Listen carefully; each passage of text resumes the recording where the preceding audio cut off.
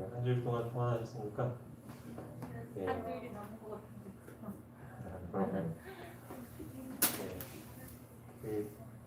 이렇게 단에 설 수 있도록 회복시켜주신 하나님께 영광을 돌립니다. 정말 밖에는 그리 말씀이죠.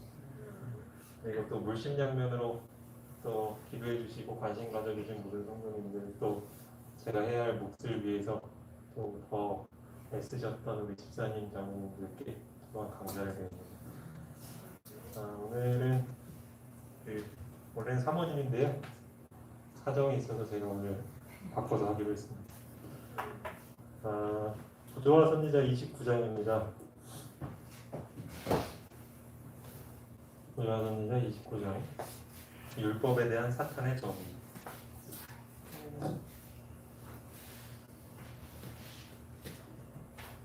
제목이 율법에 대한 사탄의 적의예요. 소민아 혹시 그거 만들어줄 수 있나? 그냥 만들어봐. 사탄이 율법을 무지 싫어한다는 거예요. 사탄은 율법을 싫어합니다. 하나님의 법을 싫어합니다. 왜 그럴까요?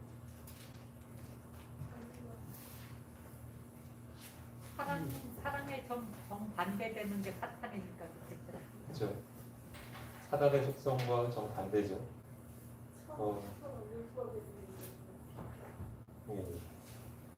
저는 이렇게 생각해봤습니다. 이 율법이 없으면 사단은 하나님보다 높아질 수 있어요. 이 율법이 사라지게만 할 수 있으면,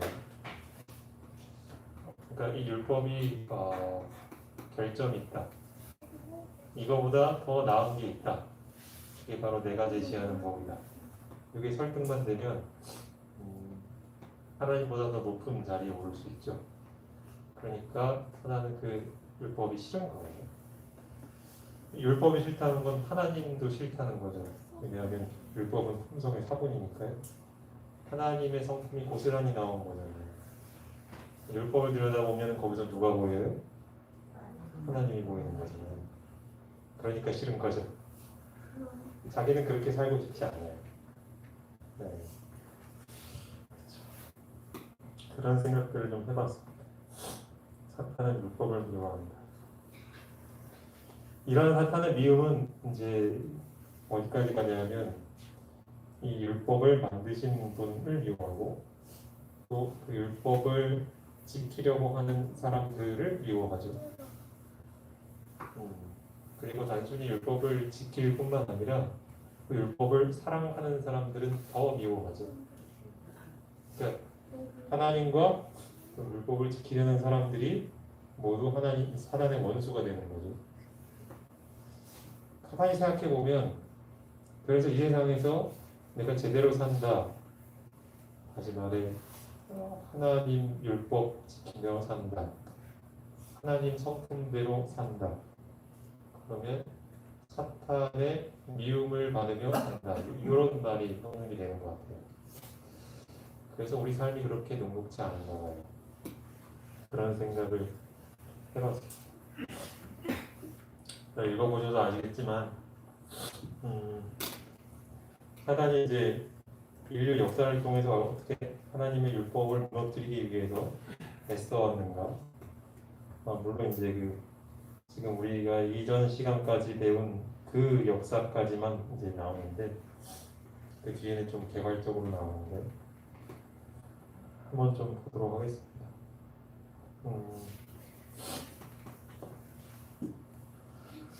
죄 없는 하늘 범인 중에서 기도된 하나님의 율법을 전복하려는 사탄의 처음 노력은 한때는 성공하는 것처럼 보였다. 엄청나게 많은 천사가 그의 꼬임에 넘어갔다. 그러나 겉보기에 승리한 듯한 사탄은 결국 패배와 손실을 당하고 하나님과의 분리뿐 아니라 하늘에서 추방당하는 결과를 낳았다. 그러니까 이제 싸우는 거죠. 원수와는 원래 싸우죠. 네. 원수는 뭘 특별히 하지 않아도 미워요. 하나님과 싸우는 거예요. 율법의 원본이신 하나님과. 여기서 지금 언급하는 거 이제 인류 역사의 맨 처음이죠. 우주 역사의 처음. 그가 졌습니다. 그래서 쫓겨났죠. 그 투쟁이 지구상에서 다시 일어났을 때 사탄은 재차 표면상으로는 유리한 위치에 있었다. 사람들은 범죄로 인하여 그의 포로가 되어 있었고 그들의 나라도 역시 대반역자의 수중에 있었다. 아주 유리한 상황이었어요. 그러니까 사탄이 한번 사람들을 속여놓은 다음에는 그러니까 속된 말로 사단의 말이 잘 먹히기 시작한 거예요. 그러니까 훨씬 더 많은 편이 사단의 생각에 동조를 하게 된 거예요. 그러나 구속의 경륜은 다시 사람들로 하여금 하나님과 화목할 수 있게 하고 그분의 율법을 순종할 수 있도록 할 뿐 아니라 이 지구와 그 거민이 마침내 악한 자의 권세에서 구속함을 받을 수 있게 해주었다. 그러니까 사탄은 이 율법이 존재하는 것만 해도 너무 화가 치밀어 오르는데 그 율법이 사람들의 삶에서 나타난다 하면 더 못 참는 거죠. 못 참는 거예요. 그러니까 이제 사탄은 율법 자체를 없애고 싶겠지만 때로는 이런 방법도 써요. 그 율법을 있는 그대로 놔두고 그걸 교묘하게 비틀어가지고 하나님 정신대로 지키지 못하게 사람들을 이렇게 속이는 그런 방법도 쓰죠. 하나님께서는 사람들이 율법을 순종하면서 살 수 있기를 바라시려. 왜냐하면 그게 진짜 회복이니까요. 하나님의 정신과 성품이 나타나는 거니까요. 그리하여 사탄은 또다시 참패를 당했다. 그는 이러한 자기의 패배를 승리로 바꿔오겠다는 희망을 가지고 재차 기만수를 썼다. 그는 타락한 인간에게 반역을 선동하기 위하여 하나님을 인간으로 하여금 당신의 율법을 범하도록 방임해 두시는 불의한 분으로 나타났다. 이제 또 사탄이 어떤 전략도 쓰냐 하면은 하나님이 사람들 율법 안 지킨 대로 가만 놔둔다. 하나님은 그런 분이다. 이렇게 또 비난을 해요. 근데 자기가 죄짓게 만들어 놓고서는 또 그 책임을 또 하나님한테 뒤집어 씌우는 거죠. 교묘하게. 근데 여러분 생각해 보세요. 만약에 하나님이 그대로 안 놔두면 어떻게 할 건데요? 그러면은 그런 강제로 자유의지를 제약할 수밖에 없잖아요. 제약. 그럼 또 다른 문제가 생기죠. 그렇죠? 하나님이 원하시는 게 아니죠. 그 다음 단락에 또 보면 오늘날 하나님께 대하여 같은 반역적 불평을 되풀이하는 사람들이 많이 있다. 이런 거죠. 차라리 하나님이 사람을 만들 때 선택권 만들지 말고 그러니까 아담도 선악과 못 먹게 아예 세팅해서 만드셨으면 우리가 이렇게 고생 안 할 거 아니냐. 저도 어릴 때 그런 생각 해본 적이 있는데 그랬으면 우리가 이렇게 고생하면서 안 살 텐데.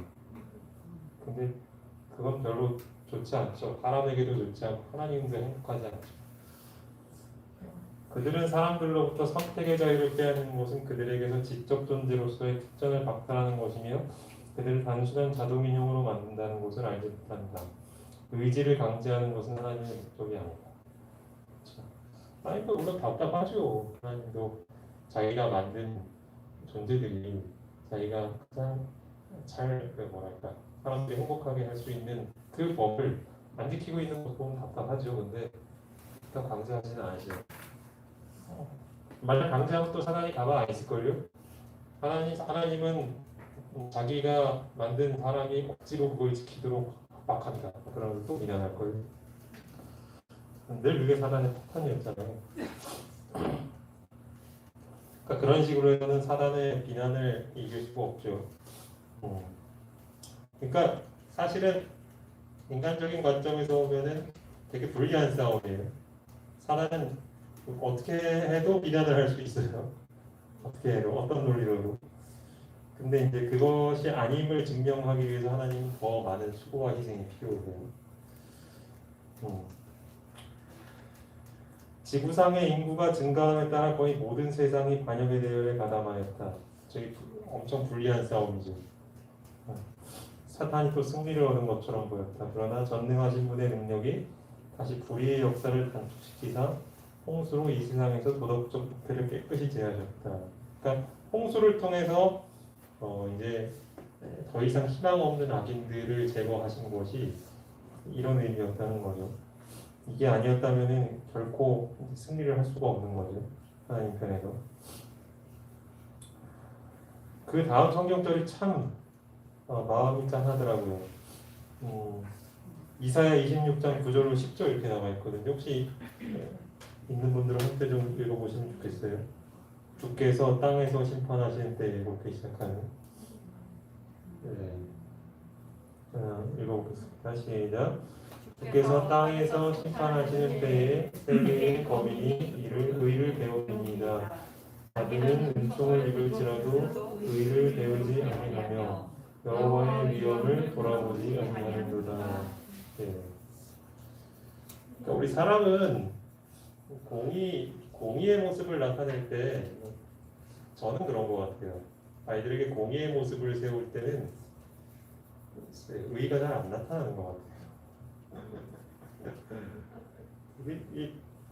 뭐 예를 들자면 정치에서도 어떤 반대 세력이 잘못했다는 것을 막 이렇게 지적할 때에도 물론 그것을 지적하는 것은 필요한 일이지만 그것에 집중하다 보면은 그 사람의 모습을 이렇게 딱 봤을 때 야, 저 사람 참 선하구나 그게 잘 느껴지지가 않는 것 같아요. 근데 하나님은 그렇지 않으시거든요. 하나님은 심판을 하시는 모습마저도 의를 나타내시는 분.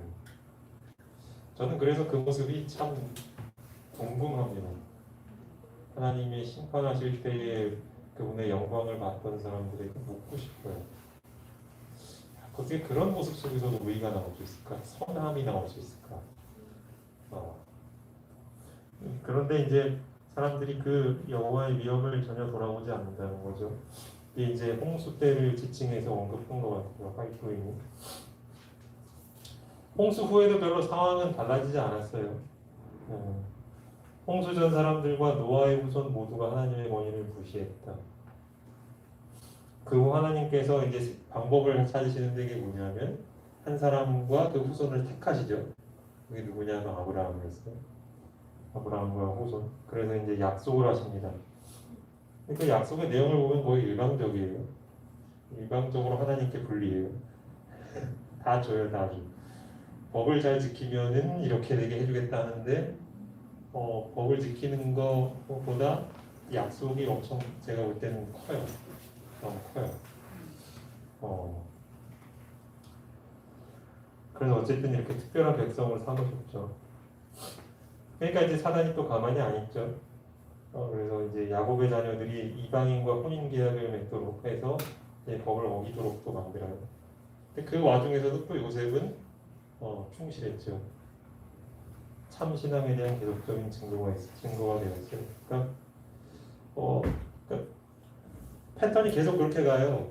거의 99% 정도, 퍼센트로 매기긴 어렵지만 대다수의 사람들이 하나님의 율법을 삶으로 증명 못하고 있을 때 아주 소수가 되는 하나님이 선택받은 사람들 중에서도 소수가 되는 사람들이 그것을 삶으로 증명해내고 있어요. 하나님은 선하시다. 하나님의 율법은 지킬 수 있다. 하나님의 율법은 선한 것이다라는 걸 삶으로 훌륭한 것이다라는 것을 이렇게 요셉 같은 사람이지만 그러니까 사탄은 그 모습을 보면서 그게 너무 눈에 가시 같은 거죠. 빼버리고 싶어. 그래서 사실 요셉을 이제 여기도 나왔지만 노예로 팔리게 만들었던 거잖아요. 그랬더니 요셉의 활동 무대가 더 넓어진 거죠. 그 당시 강대국의 심장부에 들어가가지고 전도를 한 거죠, 삶을.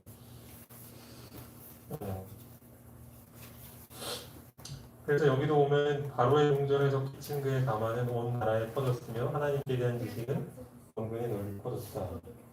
사탄은 이제 이 전투에서도 패배한 거죠. 그래서 이걸 인기에 끄는 것을 보고 불안에 쌓여가지고 제사장들이 또 이제 바로와 함께 결탁해가지고 그걸 꺼버리려고 노력을 했죠. 이제 그리고 또 시간이 지나서 모세가 등장을 하고요. 모세가 이제 애굽에서 도망가죠. 이제 잘 아시는 것처럼 이제 그 사건 때문에 바로에게 이제 피해서 도망을 갑니다. 그때는 우상 숭배는 승리한 것처럼 보였다. 해마다 이스라엘 사람들의 희망의 불빛은 희미해져갔다. 왕과 그의 백성 모두 그들의 권세를 기뻐하고 이스라엘의 하나님을 도롱하였다. 이러한 정신은 모세와 대결했던 바로의 일과 최고조에 달했다. 그러니까 어두워졌다, 밝아졌다 이런 표현 많이 쓰잖아요 성경에. 빛이다, 어둠이다. 그러니까 그것을 하나님께서 보실 때의 빛과 어둠은 그거거든요. 그러니까 하나님의 율법이 율법의 정신이 그 율법을 지키는 사람들을 통해 잘 드러나는가, 아니면 그런 사람들이 없는가. 그러니까 사람들이 그거잖아요. 너희는 세상의 빛이라 그러잖아요. 그 빛은 사람이고 그 사람은 다시 말하면 사람을 통해서 드러나는 착한 행실이잖아요. 바꿔 말하면 사람을 통해서 지켜지는 하나님 법이고요. 그러니까 그러한 사람들이 많으면 많을수록 빛은 밝아지는 거죠. 네. 근데 그런 사람들이 희미해져가고 정신이 이제 쇠퇴해져가면 빛은 사라져가는 거죠. 그럼 지금 우리 시대는 어떨까요? 하나님 보실 때 밝을까요, 어두울까요? 네. 네. 그러니까 우리가 비춰야 될 빛이라는 것은 사실 그런 거죠. 그러니까 하나님의 법이 뭔지를 이해하고 정신을 이해하고 그 법을 우리 삶으로 살아내는 거죠. 네. 그게 이제 우리가 촛불로서 등불로서 해야 할 역할인 거죠. 하나님께서 우리가 제일 기대하시는, 우리가 어떤 뭐 대단한 선행을 하기를 바라시는 게 아니라 저런 모습은 내가 어디서도 본 적이 없는데 하는 예수님의 어떤 선함이 이제 드러나는 걸 알고 그걸 하나님은 기대하고 계신 거죠.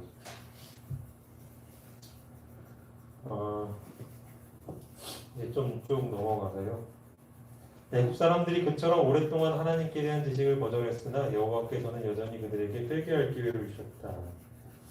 요셉의 시대에는 애국이 이스라엘 백성의 피난처였다.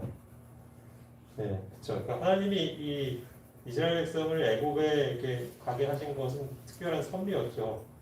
그래서 이제 그 백성이 잘 번성할 수 있는 좋은 여건을 가지고 있었잖아요. 그리고 그 애국 사람들과 좀 떨어져 있는 땅, 고센 땅에서 살 수 있도록 여러 가지 계산에 의한 하나님의 그런 섭리로서 이제 인도가 됐는데, 오히려 이제 그곳에서 이제 나중에도 보면은 이제 악한 영향도 받죠. 한 단락 더 넘어가서 보면 여기서 애국 사람들의 야비한 우상 숭배와 히브리 사람들의 체류 후반기 동안에 그들의 학대와 압박이 그들의 마음 가운데 우상 숭배에 대한 혐오감을 일으켜주고 그들로 하여금 피난처를 얻기 위하여 그들의 조상이 하나님께로 도피하도록 이끌었어야 했다. 이게 하나님의 원하시는 거였어요. 근데 이제 그 반대 효과가 나타나요. 그 이제 사단이 일하고 있었던 거죠. 그는 이스라엘 백성의 마음을 어둡게 하고 이교도인 그들의 주인들의 관습을 모방하도록 이끌었다. 애굽인들이 동물을 미신적으로 숭배하는 까닭에 히브리인들은 종살이하는 동안 희생제물을 바치는 것이 허락되지 않았다. 그러니까 우리 요즘 말로 하면 뭐 찬미 부르는 거 못하겠다, 성경 읽는 거 못하겠다, 그런 거죠. 동물 잡는 걸 금지하니까. 제사는 중요한 예배행위였잖아요. 그걸 못하게 했죠. 그러니까 기억 속에서 자꾸 뭐가 사라지냐 하면, 저는 이게 되게 이번 국가에서 중요한 개념인 것 같은데, 기억 속에서 뭐가 사라지냐면 하나님에 대한 지식이 점점 사라지고 희미해지는 거예요. 그러다 보니 율법을 지킬 수가 없고 그 율법의 정신이 사람들을 통해서 나타날 수도 없고, 그러니 세상은 점점 어두워지고 이런 거죠. 그러니까 이게 사단의 시나리오죠. 결국은 사람들의 마음을 누가 차지하느냐의 싸움인 거예요. 사탄은 그 일을 이루기 위해서 아주 다양한 시도들을 해요. 여기서도 지금 그래서 이제 사람들의 마음 속에서 그거를 지우기 위해서 이제 제사를 드리지 못하게 만든, 동물 못 죽이게 하는 그런 방법을 쓴 거죠. 그 단락에 이제 쭉 아래쪽으로 가다 보면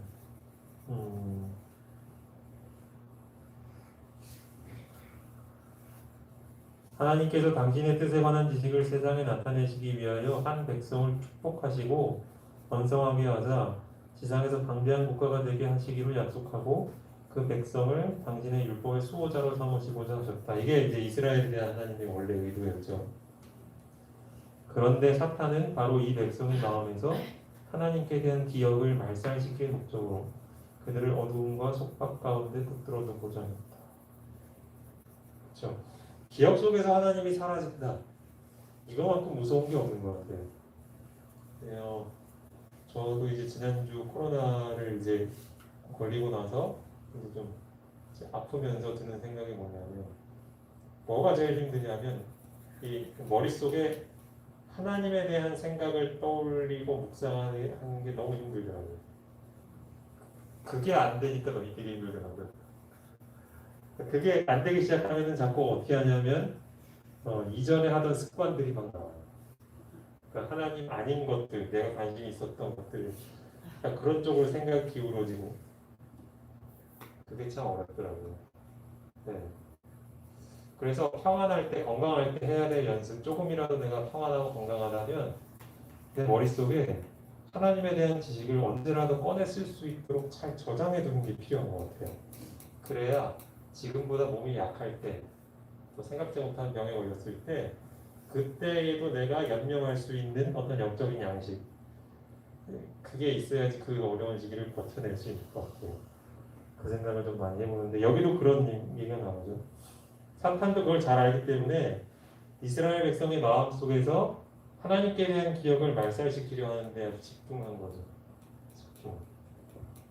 그러니까 결국 율법을 미워하는 사탄은 사람들의, 특별히 하나님의 백성들의 마음속에서 이제 율법이 사라지게끔, 다시 말해 하나님에 대한 지식들이 말살되게끔 하는데 그에 초점을 맞췄어요.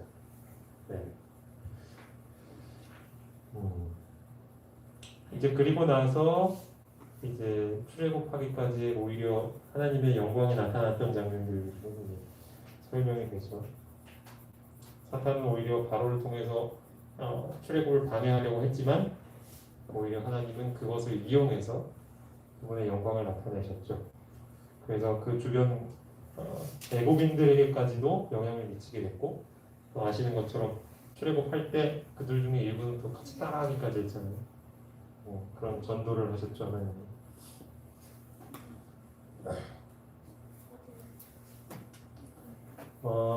애굽에서 노예 생활을 하는 동안 많은 이스라엘 사람이 하나님의 율법의 지식을 대부분 잊어버리고 그 교훈에 이교의 풍속과 유전을 섞었다. 잊어버리는 게 참 위험한 거예요. 잊어버리는 거. 근데 이걸 잊어버리게 하는 좋은 전략, 사탄 쪽에서의 좋은 전략은 뭐냐면 섞는 것 같아요. 잘 섞는 거. 그러니까 이제 우리가 약을 먹을 때도 있잖아요. 약. 특별히 이제 아이들 먹는 약의 맛이 어때요? 아이들 먹는 약 달달하잖아요. 원래는 쓴데 그래야지 애들이 잘 먹잖아요. 사탄도 이제 사람들이 좋아할 만한 것을 잘 섞는 것 같아요. 이렇게. 하나님에 대한 지식. 그러면 처음에는 뭐 하나님에 대한 지식인 줄 알고 받아들였는데 그걸 자꾸 생각하고 그렇게 행동하다 보니 선한 삶이 안 나오죠. 세상 사람들 사는 것처럼 살게 되는 그런 거죠. 네. 이게 사단이 잘 쓰는 전략인 것 같아요. 그러니까 우리 기억 속에 순전한 하나님의 지식, 깨끗한 하나님의 지식, 오류가 섞이지 않은 그것을 지키는 일이 참 중요하겠다는 생각이 들어요.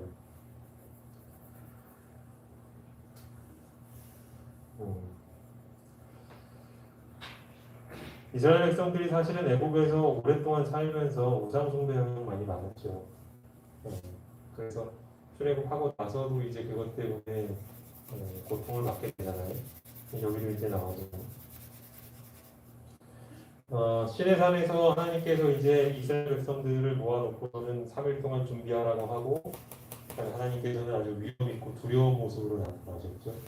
그리고 법을 받하셨어요. 쉽게. 그때 백성들은 너무 두려워서 우리 죽을 것 같으니 모세에게 대신 가서 좀 들으시오, 나오시오 하고선 모세는 또 이제 올라갔죠. 산에 올라가서 더 깊은 하나님과의 교제를 나눴죠. 근데 그동안에 이제 아주 큰 배도가 있었잖아요. 지난번에 우리가 살펴본 것처럼 우상 숭배. 오랜 애국 생활에 익숙해져 버린 그 우상 숭배. 사탄은 그 기회를 이제 놓치지 않았던 거죠. 얼마나 치열한 전투예요. 하나님은 어떻게 해서든 하나님의 법을 잊어버린 사람들의 마음속에 아주 인상 깊게 그 율법을 새기려고 하시고, 반대로 사단은 그 기회마저도 모세가 없는 틈을 타서 그들의 약점을 이용해 우상을 숭배하도록 이끌고 하는 어떤 치열한 싸움과 전쟁 상황이었죠. 맞죠. 네.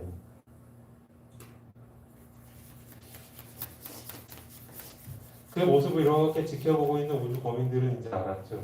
아, 이거구나.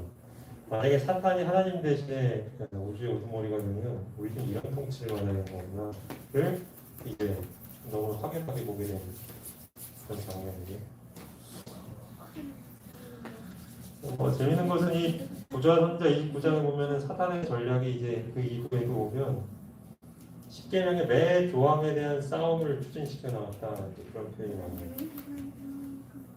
그러니까 이런 거죠. 예를 들면 우리 이제 순서대로 한번 보겠습니다.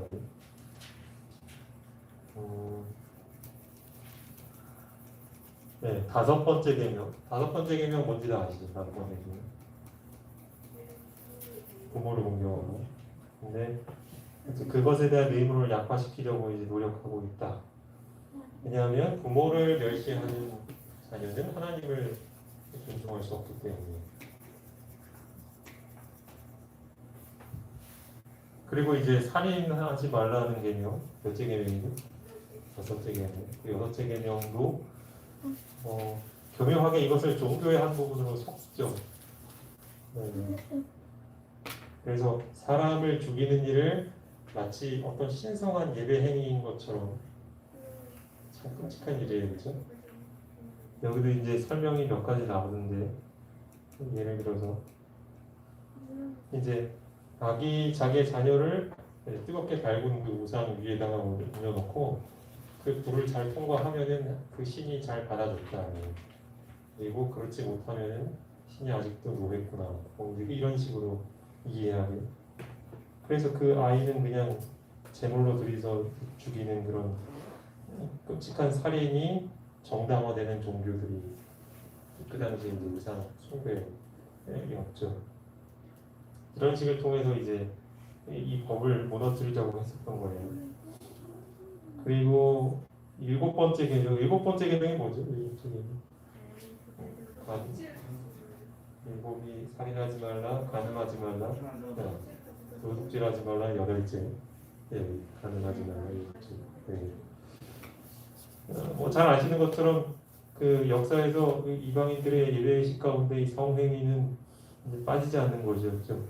많은 사람들이 이제 예배를 드린다 하면서도 자신의 쾌락을 만족했던 여러 역사적 사실들을 익히 잘 아시는. 일부 다처도 마치 여기 이제 포함이 되는 거죠. 사단의 전략에.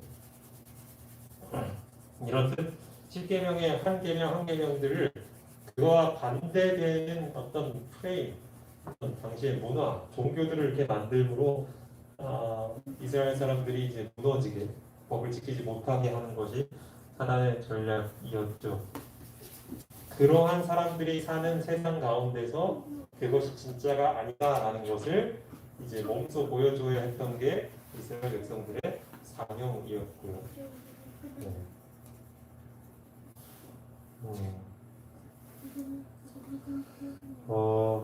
제가 가지고 있는 책은 325쪽인데 여기 이런 말씀을 했습니다.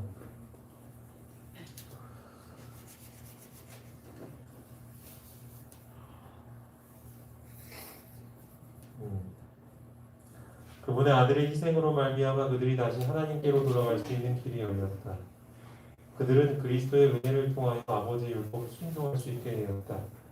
그리하여 각 시대마다 배교와 반역 중에서도 하나님께서는 그분께 진실한 백성 곧 마음에 그분의 율법이 있는 백성을 모으신다. 사실 오늘 제가 이 장에서 가장 중요하게 생각하는 문장 읽어먹었어요. 다시 한번 읽어보겠습니다. 그리하여 각 시대마다 배교와 반역 중에서도 하나님께서는 그분께 진실한 백성 곧 마음에 그분의 율법이 있는 백성을 모으신다. 괄호하고 이사야 52장 7절 이렇게 나옵니다. 네. 마음에 뭐가 있는 백성은? 율법이 있는 백성.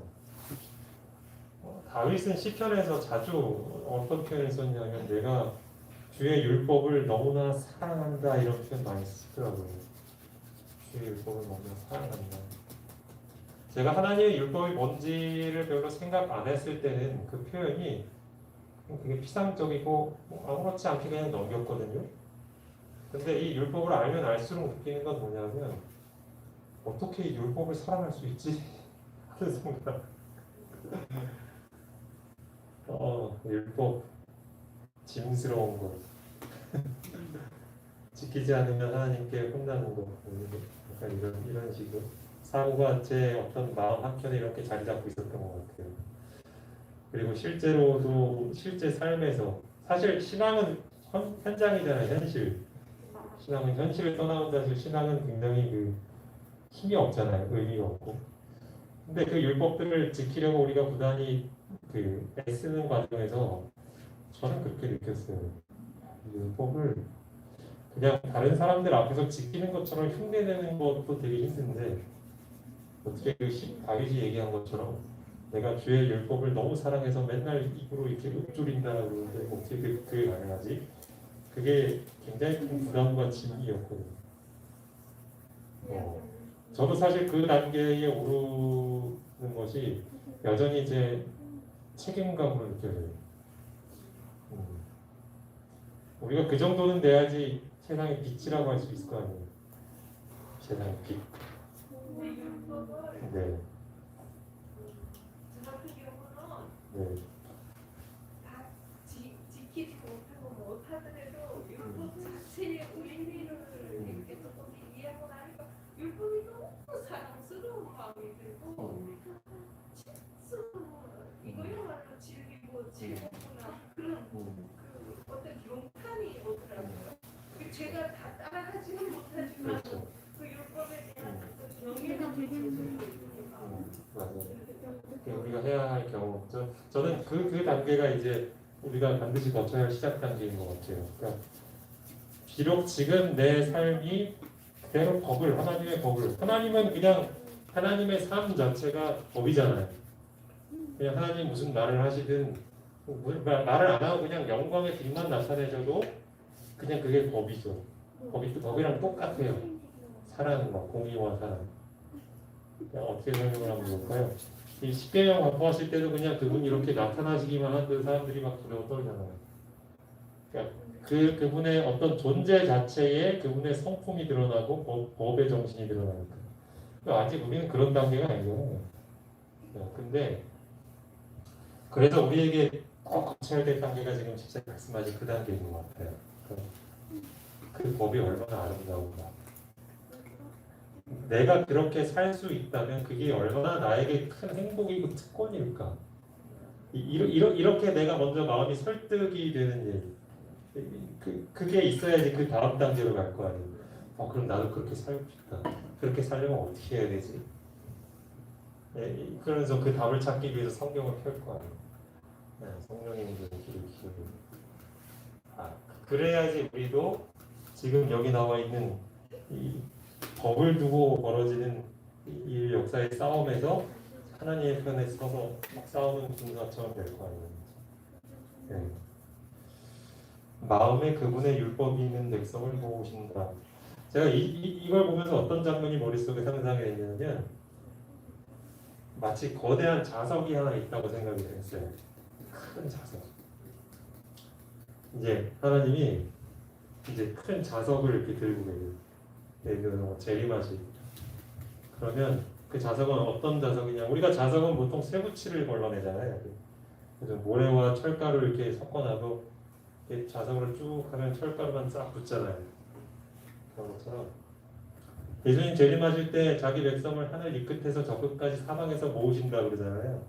그런 상상을 재밌는 상상을 해봐요. 마치 거대한 자석을 가지고 이렇게 이 지구 전체를 이렇게 쫙 하면은 그러면 이제 그분의 백성들이 이렇게 자석에 쫙 딸려오는 그런 상상을 해봤어요. 어린아이 같은. 그러니까 그 자석은 어떤 거냐 하면 지금 말씀드린 그런 사람들 하나님의 법이 뭔지를 알고 그분의 하나님의 성품이 너무나 사랑스럽고 그렇게 살고 싶고 어떤 그것을 사모하고 그래서 그렇게 살고 있는 그 사람들은 이렇게 끌려가는 거예요.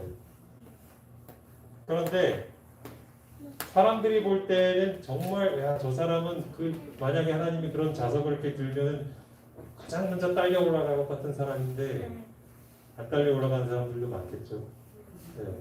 왜냐하면 그거는 정신과 마음의 문제니까 겉으로 어떻게 보이냐의 문제가 아니에요. 그런 자석을 이렇게 쭉 끄시면 제가 거기 안 붙으면 되게 난감할 것 같은데. 그렇죠. 그거는 어떤 우리의 겉으로 드러나는 행동, 어떤 우리의 의지만으로는 될 수 없는. 그러니까 다시 말해 하나님의 성품과 정신을 고스란히 닮은 사람들만이 끌려갈 수 있는 그런 일인 것 같다는 생각을 해봤어요. 우리 모두가 좀 그랬으면 좋겠습니다. 그죠? 네.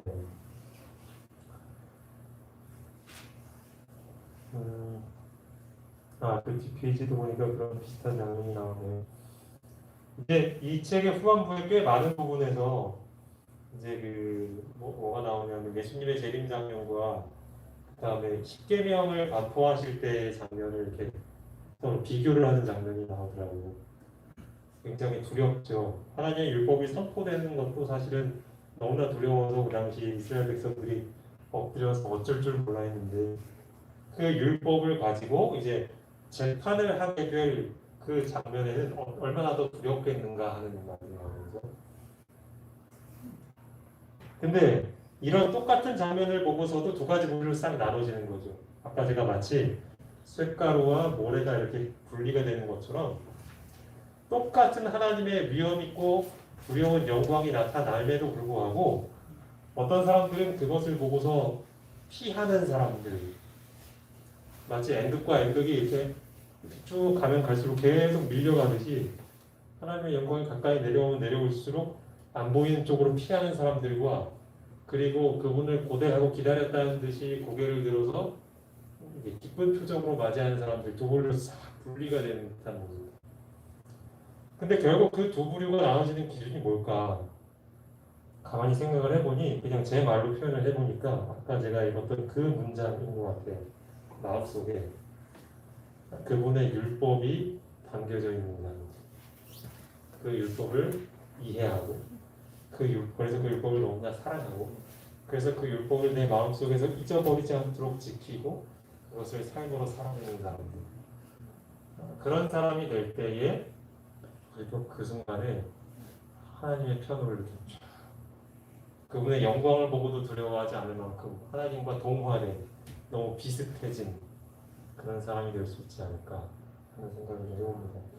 오늘은 제가 좀 내용이 많은 거를 좀 두서없이 말씀을 드렸는데 어쨌든 성령 하나님께서 여러분 마음속에 각자 이해할 수 있도록 잘 정리해 주시기를 의지하면서 말씀을 전했습니다.